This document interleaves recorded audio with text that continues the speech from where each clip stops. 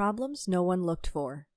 Philosophical Expeditions into Medical Education by Mario Veen and Anna T. Cianciolo.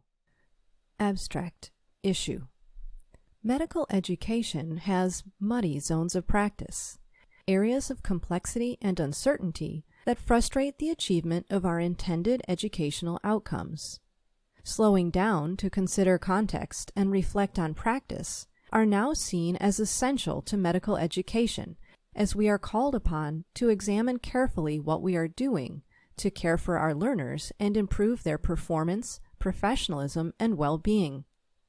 Philosophy can be seen as the fundamental approach to pausing at times of complexity and uncertainty to ask basic questions about seemingly obvious practices so that we can see and do things in new ways. Evidence. Philosophy and medical education have long been related. Many of our basic concepts can be traced to philosophical ideas. Philosophy is a problem creation approach, and its method is analysis. It is a constant process of shifting frames and turning into objects of analysis the lenses through which we see the world. However, philosophy is not about constant questioning for the sake of questioning. Progression in medical education practice involves recognizing when to switch from a philosophical to a practical perspective, and when to switch back. Implications. In medical education, a philosophical approach empowers us to slow down when we should, thereby engaging us more directly with our subjects of study, revealing our assumptions, and helping us address vexing problems from a new angle. Doing philosophy involves thinking like a beginner, getting back to the basics, and disrupting frames of reference. Being philosophical is about wonder and intense childlike curiosity, human qualities we all share. Taking a philosophical approach to medical education need not be an unguided endeavor, but can be a dialogue through which medical educators and philosophers learn together. Main manuscript. When a clinical presentation is atypical, a postoperative patient goes off course, an unusual reaction occurs from medication, or an anatomical anomaly is confronted, will the clinician take heed and recognize the intricacies and complexities of the case? Or will that clinician plow through, oblivious to its uniqueness and unaware of its consequences? Analysis of physicians' expert judgment suggests that optimal performance and patient outcomes depend on physicians' ability to recognize muddy zones of practice and slow down to attend to the situation, reframe the problem at hand, and take action accordingly. Among surgeons, signs of slowing down include turning off background music in the operating room, silencing chatter, and pausing to regroup. Slowing down also may be proactively planned, prompted by the surgeon's anticipation of procedure and patient-specific complexities and uncertainty. Medical education also has its muddy zones of practice, its own atypical presentations, unintended outcomes, and structural abnormalities for which to account. These areas of complexity and uncertainty likely feel familiar to many of us. They present as persistent challenges that frustrate the achievement of our intended educational outcomes, such as balancing learning and assessment, or teaching and clinical service. Slowing down to consider context and reflect on practice are now seen as essential to medical education, as we are called upon to examine carefully what we are doing to care for learners and improve their performance, professionalism, and well-being. But what does slowing down when we should look like in medical education?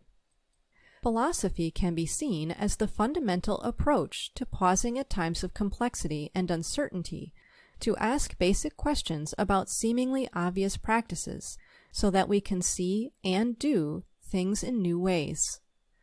Whether we are aware of it or not, basic concepts we use in medical education can be traced to philosophy. For example, the idea that what we do, in medicine or in education, should be based on systematic empirical research whereby causes and effects are identified can be traced back to Hume and Locke. Thinking about learners in terms of knowledge, skills, and attitudes can be traced back to Plato and Aristotle. Models of reflection, such as Kolb's, can be traced back to John Dewey, who in turn based his work on Hegel's philosophy. Slowing down with philosophy to reframe educational problems and take newly informed action may be seen as a kind of expedition, a journey of exploration with a particular purpose. In this article, we illustrate a philosophical approach to slowing down in medical education, demonstrating how viewing a situation philosophically helps us pause to focus our attention, reframe the problem at hand, and take action accordingly. Next, we outline 3 philosophical practices that could be used to do philosophy in medical education. In this, we aim to support slowing down in the moment reactively to problems at hand. Finally, we describe what it means to be philosophical in our approach to teaching and learning, and propose 5 themes as a starting point for dialogue between philosophers and medical educators. These themes will be explored further in a series of articles published in Teaching and Learning in Medicine in the coming months. The aim of the series is to support proactive slowing down by identifying complexities and uncertainty in medical education that philosophers are wrestling with now. A philosophical approach to the problem of resident teachback. Imagine an internal medicine residency program director faced with a problem. Observation-based assessments reveal that before leaving the examination room, residents consistently fail to teach back or gauge their patients' understanding of their condition and what the next steps in their treatment plan will be. Because teach-back has been shown to improve patients' health-related behaviors and is seen by the residency program as an important demonstration of the internal medicine subcompetency communicates effectively with patients and caregivers, the program director decides to intervene. The intervention the program director chooses depends on how they have formulated the problem at hand.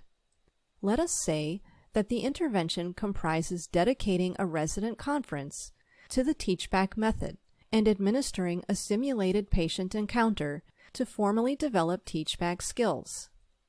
In this case, the problem has been diagnosed as a knowledge gap. Trainees do not know how. But imagine that the intervention is not successful. Residents still do not teach back, and the program director reformulates the problem as a motivational deficit. Trainees know how, but they are not motivated to do it. They do not understand why it is important. To convince residents of the value of teachback, the program director then selects a meta-analysis documenting the positive outcomes of teachback to be discussed at the next Internal Medicine Journal Club. In our example so far, the program director has seen residents' failure to enact satisfactory doctor-patient communication as a lack of requisite knowledge, skills, and attitudes. This seems obvious. But being philosophical is about questioning the obvious, so let us do that together here and see what happens. How does the resident experience the task of teaching back? Do they see a problem? And if so, how do they define it? The resident may be seen as entering the exam room embodying multiple, potentially conflicting roles, learner and practitioner. Their relationship to the patient and whether this is conducive to teachback may depend on how they navigate these roles. For instance, in order to teach back, the resident may need to feel ownership of the patient's care. Yet residents know they must verify what they do with the attending, who is ultimately responsible. Moreover, the attending is the more experienced practitioner, who may disagree with the resident's plan. In this context, teaching back, especially if the plan later needs correcting, may constitute a breach of role boundaries, acting like a practitioner when one is in fact a trainee. If the problem of teachback is one of role conflict, It calls for an intervention aimed at clarifying and navigating role boundaries. Intervention aimed at knowledge or motivation would not work. This way of approaching the problem differs from the previous one in that it disrupts the program director's frame of reference, a classic philosophical move. The resident is no longer approached as an assemblage of knowledge, skills, and attitudes, but as a thinking, acting being, which has implications for what to do next. Instead of concluding, "We need an intervention," the program director may step back and reimagine the problem, wondering, why don't residents teach back? And more generally, how can we help residents achieve high-quality patient communication? We already see numerous examples of this kind of analysis in the medical education literature, which not only disrupt our assumptions about learners, but also demonstrate that our community has a certain readiness to approach problems in medical education philosophically. We now have 3 possible explanations for why a behavior expected of residents does not take place. Each of these explanations defines the problem in a certain way: as a communication knowledge skill deficit, a motivational issue, and a role conflict. We may note that none of these definitions is necessarily truer than the other. After questioning the obvious and disentangling the problem from how it is viewed, philosophers are quick to disown the idea of finding the right lens or framework, or to pretend that we can see the world as it is, without a lens or framework. The residents in our example may in fact need development of their teachback skills, but residents may not practice teachback because they are not motivated, and they may not be motivated because they seek to avoid role conflict. Some new problems no one looked for. Let us imagine, perhaps readily, that despite identifying barriers to teachback and forming a response to address them, observational assessment of residents shows that their behavior still fails to meet expectations. Because medical education is interdisciplinary, the program director may recruit imported concepts and ways of thinking from medical science, cognitive psychology, educational science, and many other disciplines to solve this problem. However, these different perspectives bring with them assumptions that might be incongruent with the aims of intervening, or incompatible with each other, raising philosophical questions about the interplay of power and knowledge, about the clash of learning and assessment priorities, even about the very nature of causality and progress, may reveal buried and conflicting assumptions that underlie the recurrence of the teachback problem. Through language, knowledge serves power.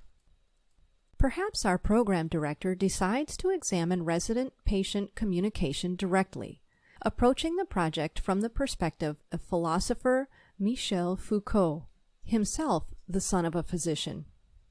A Foucauldian lens would introduce 2 new perspectives on authority from which to view the problem at hand. The first perspective involves viewing authority in linguistic terms, as something that constrains who gets to say what and who can define key elements of the doctor-patient relationship, such as the diagnosis and the treatment plan. The second perspective involves viewing authority not as something one has, but something one does. And this depends on the kind of knowledge and information one can use. From this perspective, we see the resident, patient, and attending as situated within a power-knowledge network. Knowledge is power, enacted through what can be said and by whom. Reconsidering our example now, the shared decision-making framework, of which teachback is one component, defines healthcare as a shared project of doctor and patient. But in the resident situation, the attending also participates.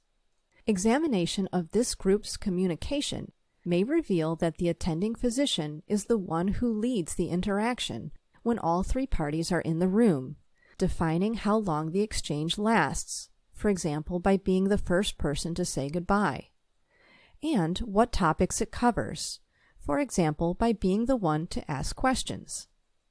Viewing these interactions from the Foucauldian perspective may prompt the program director to shift the problem frame from how can we intervene to make residents teach back, or why does the resident not teach back, to why is it even a problem that residents who lack power in this situation do not teach back. Assessment or learning. Taking a philosophical stance, the program director also may ask, do we assess residents' teach back because 1. It ensures quality patient care, 2. Facilitates the development of patient communication competency, or 3. Describes a resident behavior that we can evaluate readily with available instruments? This question implies that it may not be enough for residents to be empathetic doctors, or in this case, effective communicators. They have to be seen as such, and this can only occur if they act in a way that is observable to the assessor. And even that is not enough. The assessor must translate their observations into the predefined structure of an assessment form. In this, we see the competition between two discourses, that of doctor-patient communication, what we want the resident to learn, and that of assessment, how we know the resident learned it. The philosophical concept of instrumental thinking is relevant here. Philosophers have broadly distinguished two main ways of thinking: instrumental or technical rationality, and value rationality. Instrumental rationality calls us to see the world in terms of ends that should be achieved as efficiently as possible. Value rationality, by contrast, calls us to relate to the world in a more holistic sense. These ways of thinking represent fundamentally different approaches of relating to the world, determining not just how we think, but also how we feel and act. Our program director's question illustrates how instrumental thinking and value rationality may clash.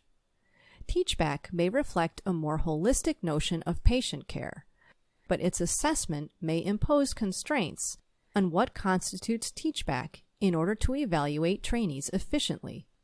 Recognizing this clash prompts the philosophical medical educator to slow down and analyze seemingly obvious practices, and buried beneath those, instrumental assumptions about skill and performance.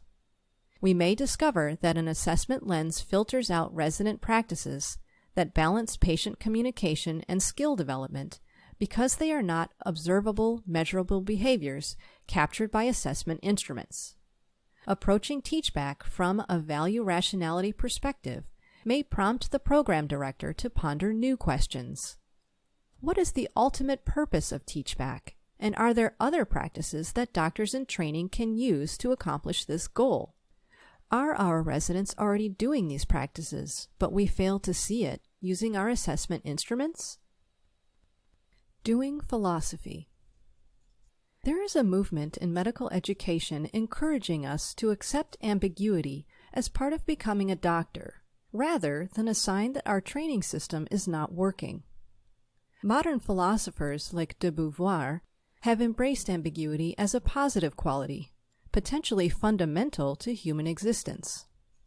Perhaps tolerance for ambiguity is needed to become medical educators.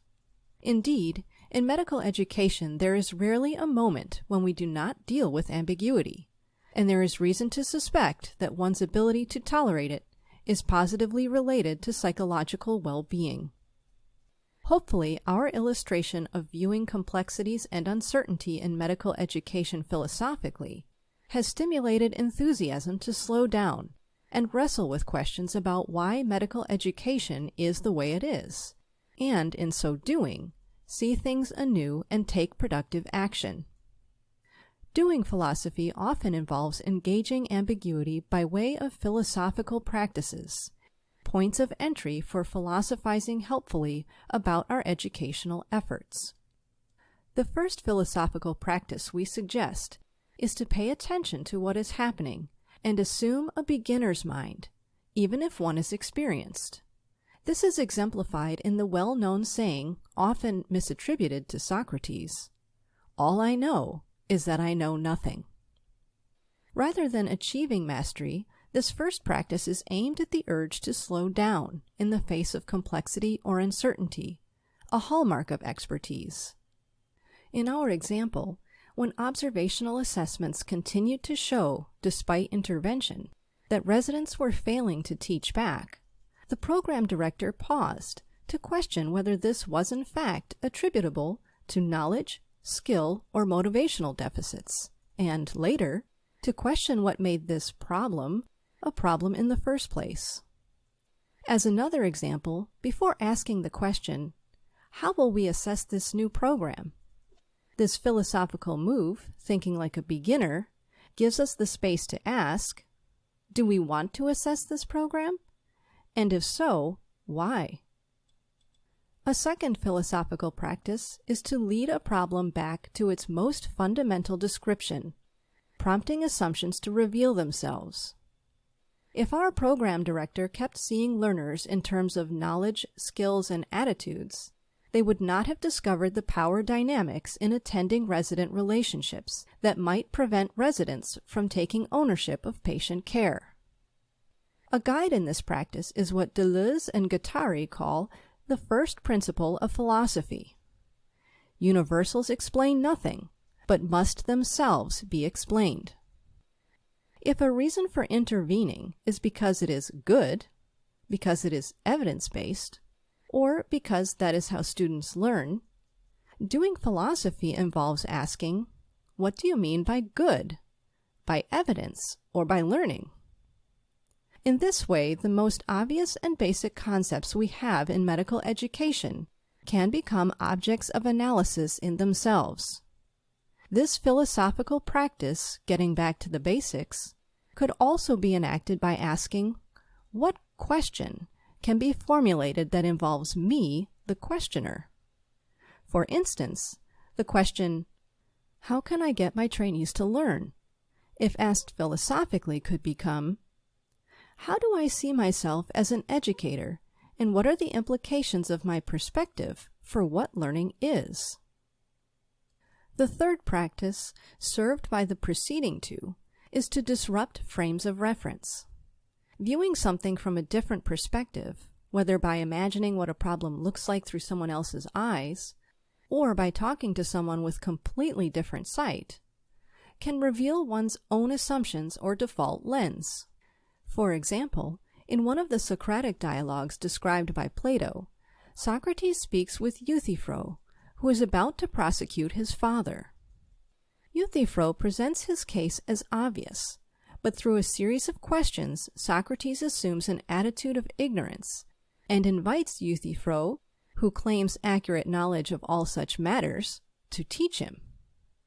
This disrupts Euthyphro's frame of reference, forcing him to switch from a routine attitude in which values such as justice are taken as unproblematic to having to explain them. In our teach-back example, it is the persistence of a problem that prompts the program director to take on different perspectives, to seek out residents' points of view, and finally to observe communication directly. Consequently, frames of reference were disrupted multiple times, from the resident as an object to a subject, from authority as something one has to something one does, and finally, from teach-back as a problem the program director observes from a distance to one that is shaped by their own views. Moving forward. We offer here our undisguised hope that this article inspires more frequent philosophical analyses of the complexities and uncertainties that challenge medical education. Popular philosophy, such as the books by Alain de Botton and This is Water, and the podcasts Philosophize This and the BBC's In Our Time Philosophy, provide accessible yet rigorous entry points for exploration.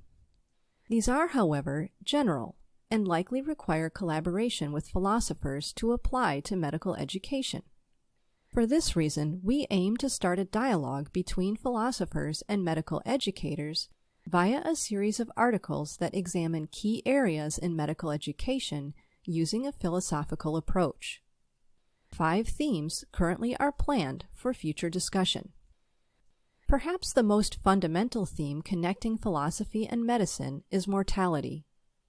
The questions intersecting life, death, and meaning, questions that all people face at some point, usually arise in a medical context. Moreover, morality is the soil in which medical education is grounded, for if we were not mortal, we would not need health care.